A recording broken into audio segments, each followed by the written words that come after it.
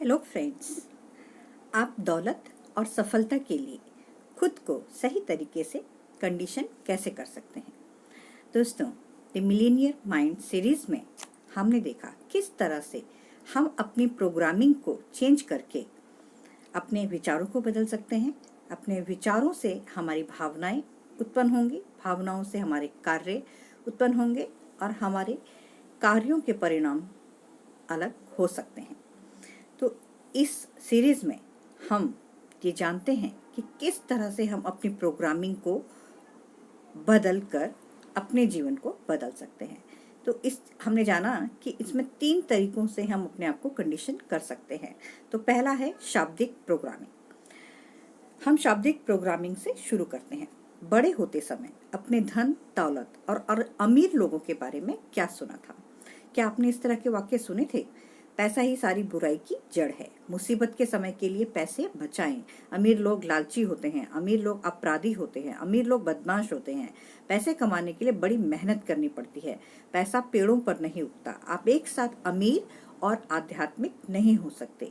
पैसा खुशी नहीं खरीद सकता। पैसा गंदा होता है। अमीर ज़्यादा अमीर होते जाते हैं, गरीब लोग ज़्यादा गरीब। पैसा हम जैसे लोगों के लिए नहीं है और हर कोई अमीर नहीं बन सकता। तो इस तरह के हमने ऐसे शब्द अपने ग्रोथ पीरियड में बहुत ज़्यादा सुने हुए होते हैं। तो घर में जब भी मैं अपने पिताजी से पैसे मांगता था तो वो चिल्ला पड़ते थे कि मैं किस चीज़ से बना हूँ, पैसे से। तो मैं मजाक में कहता था, काश ऐसा होता, मैं आपकी एक बाह, एक हाथ, एक उंगली ले लेता। और मेरे इस मजाक पर वे एक बार भी नहीं हंसे। यही असली मुद्दा है। आपने पैसे के बारे में बचपन में जो भी सुना है वह सब आपके अवचेतन मस्तिष्क के उस ब्लूप्रिंट में रहता है जो आपके वित्तीय जीवन को चला रहा है। शाब्दिक कंडीशनिंग बहुत शक्तिशाली होती है। उदाहरण के लिए, एक बार मेरा 3 साल का बेटा जैस भागता हुआ मेरे पास आया और बड़े रोमांचित स्वर में बोला, डैडी, हम निंजा टर्टल मूवी देखने चलते हैं।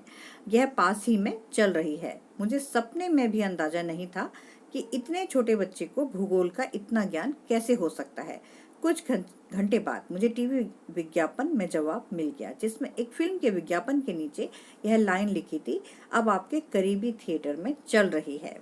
तो शाब्दिक कंडीशनिंग की शक्ति की एक और मिसाल हमारे मिलीनियर माइंड सेमिनार का एक प्रतिभागी है। स्टीफन को पैसे कमाने में कोई समस्या नहीं आती थी। उसे तो पैसे को रोक कर रखने में समस्या आती थी। जिस वक्त स्टीफन कोर्स में आया वह लगभग हर साल $8 लाख कमा रहा था और पिछले 9 सालों से इतना ही कमा रहा था।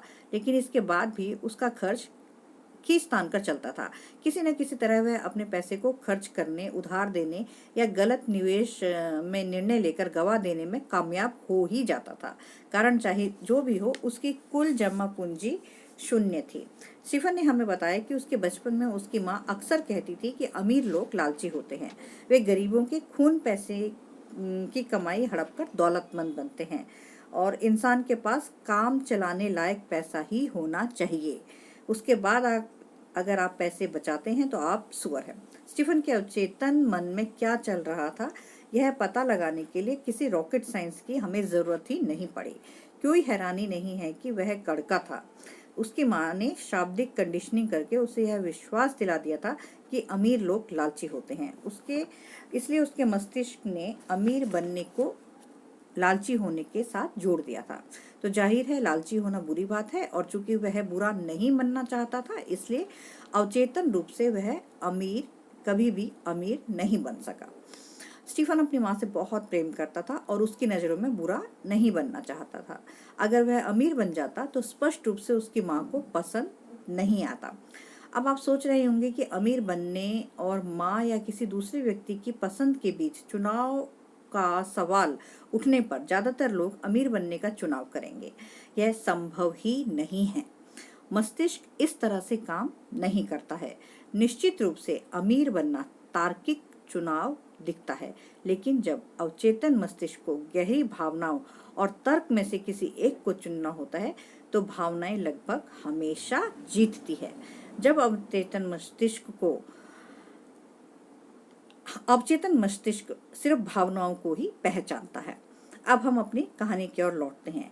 कोर्स में 10 मिनट से भी कम समय में हमने कुछ बेहद प्रभावकारी अनुभवजन्य तकनीकों का प्रयोग करके स्टीफन के धन के ब्लूप्रिंट को बदल दिया। अब इसके बाद वह सिर्फ 2 साल में कड़के से मिलीनियर बन गया। कोर्स में स्टीफन को यह समझ में आ गया कि उसके नकारात्मक विश्वास उसकी माँ के थे, उसके नहीं थे, और ये विश्वास उसकी माँ की अतीत की प्रोग्रामिंग पर आधारित थे। हम इसे एक कदम आगे ले गए और उससे एक ऐसी रणनीति बनवाई जिससे उसका अमीर बनना उसकी माँ को भी पसंद आए, और यह सरल था। उसकी माँ को हवाई में रहना बहुत पसंद था, इसलिए स्टीफन ने माऊ में समुद्र किनारे के एक कॉन्डो में निवेश किया। वह उन्हें सर्दियों में वहां भेज देता था। 6 महीने तक वे स्वर्ग में रहती थी, और वह भी। अब माँ को उसकी अमीरी पसंद है। यही नहीं, वे हर एक को बताती रहती हैं कि उनका बेटा कितना उदार है। बहरहाल, जब मैंने अपने अंदर के वित्तीय बगीचे से इस विशाल जहरीले खरपतवार को खोदकर बाहर निकाल दिया तो मुझे ज्यादा अच्छे फल मिलने लगे। एक बार फिर से आपकी अवचेतन कंडीशनिंग आपकी सोच को तय करती है। आपकी सोच आपके निर्णयों को तय करती है, आपके निर्णय आपके कार्यों को तय करते हैं, और जो अंततः आपके परिणामों को तय करते हैं। तो दोस्तों, परिवर्तन के 4 प्रमुख तत्व हैं, और जिनमें से प्रत्येक आपकी वित्तीय ब्लूप्रिंट की दोबारा प्रोग्रामिंग के लिए अनिवार्य है। ये लगभग साधारण लेकिन बहुत शक्तिशाली है। तो परिवर्तन का पहला तत्व है जागरूकता। जब आप किसी चीज को तब तक नहीं बदल सकते जब तक आपको इसके अस्तित्व का पता ना हो। परिवर्तन का दूसरा तत्व है समझ, अंडरस्टैंडिंग। आपका सोचने का तरीका कहाँ उत्पन्न हुआ, यह समझने से आप यह जान सकते हैं कि बाहर आपको ऐसे परिणाम क्यों मिल रहे हैं। परिवर्तन का तीसरा तत्व है अलगाव, डिसएसोसिएशन। जब आपको एहसास हो जाता है कि यह सोचने का तरीका आपका नहीं किसी दूसरे का है, तो आप खुद को उससे अलग कर सकते हैं और यह चुनाव कर सकते हैं कि उसे आगे जारी रखा जाए या छोड़ दिया जाए। इसके लिए आपको इस बात पर विचार करना होगा कि आज आप कहाँ हैं और आने वाले कल में कहाँ पहुँचना चाहते हैं। आप सोचने के इस तरीके का निरीक्षण करके इसकी हकीकत देख सकते हैं। आप जान सकते हैं कि यह जानकारी की ऐसी फाइल है जो आपके दिमाग में बहुत पहले से रखी हुई है, और हो सकता है अब वह सच्ची या महत्वपूर्ण ना हो। परिवर्तन का चौथा तत्व है रिकंडीशनिंग। हम इस पुस्तक के खंड 2 में इस प्रक्रिया को शुरू करेंगे। वहां हम आपको दौलत पैदा करने वाली मानसिक फाइलें देंगे।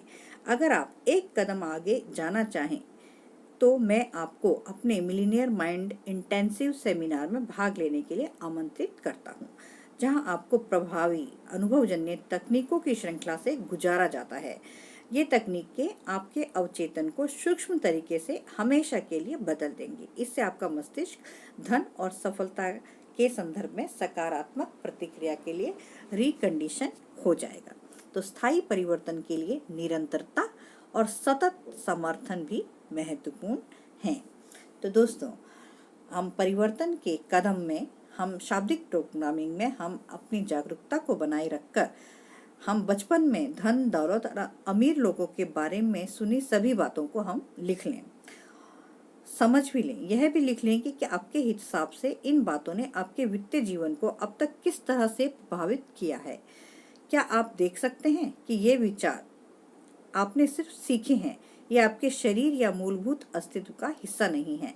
क्या आप देख सकते हैं कि इस समय आप इन विचारों को बदलने का चुनाव कर सकते हैं। और दोस्तों, फिर से एक हम डिक्लेरेशन करते हैं, घोषणा करते हैं, अपने सर पर हाथ रख के कहें कि धन के बारे में मैंने जो भी सुना था उसका सच होना जरूरी नहीं है। मैं सोचने के नए तरीके अपनाने का विकल्प चुनता हूँ जो मेरे सुख और सफलता को बढ़ाते हैं।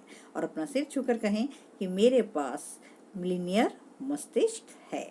तो दोस्तों, मेरी इस वीडियो को अपने दोस्तों में शेयर कीजिए, लाइक कीजिए, सब्सक्राइब कीजिए। Good bye.